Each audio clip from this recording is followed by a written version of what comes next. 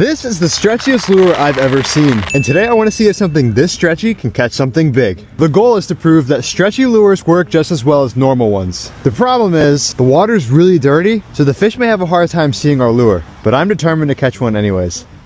Oh no! I just had one. Come back. I'm gonna catch that fish. No way! Look at him go! Oh my gosh! He's going crazy. Come here. It's official. Fish like stretchy lures.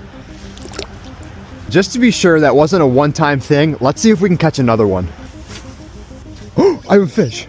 Look at this. That's so crazy. He crushed our stretchy lure. Let's go ahead and toss him back. No way. I guess that proves that stretchy lures work just as well as normal ones.